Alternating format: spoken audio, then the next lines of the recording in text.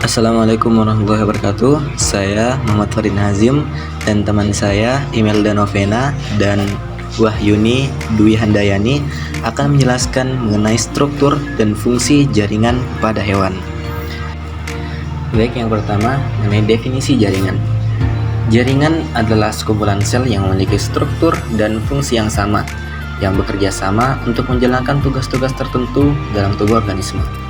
Di mana dalam konteks biologi, jaringan ini dapat dikelompokkan berdasarkan fungsi dan karakteristik strukturnya.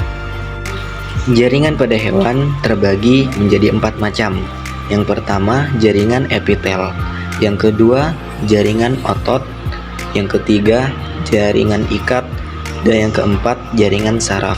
Di mana jaringan-jaringan ini memiliki karakteristik dan strukturnya masing-masing yang saling bekerja sama untuk menjalankan fungsi-fungsi tertentu dalam suatu organisme.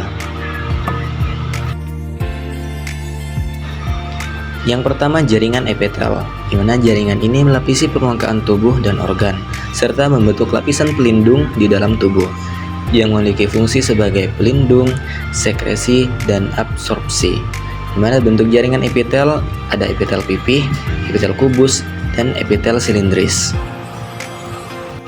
Berikut merupakan jenis jaringan, letak, fungsi, dan juga gambar yang ada dalam jaringan hewan, di mana setiap jenis jaringan ini memiliki letak dan fungsinya masing-masing.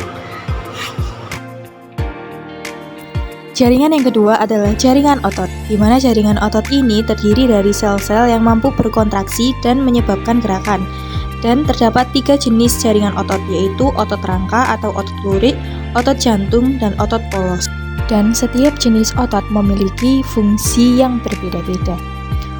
Pada tabel tersebut dijelaskan mengenai perbedaan otot polos, otot lurik, dan otot jantung, diantaranya perbedaan bentuk serat, letak jaringan otot, dan masing-masing cara kerja otot tersebut.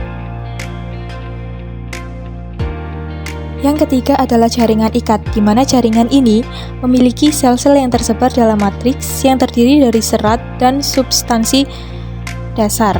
Jaringan ikat terdiri dari jaringan ikat padat, darah, dan lemak, dan masih banyak lagi. Fungsinya yaitu sebagai penghubung dan pendukung, sebagai perlindungan, penyimpanan energi, dan sebagai pengangkutan.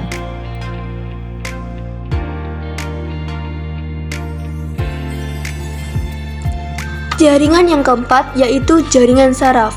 Jaringan ini terdiri dari neuron dan sel gilal yang berfungsi sebagai menerima, memproses, dan mengirimkan informasi dalam bentuk impuls listrik.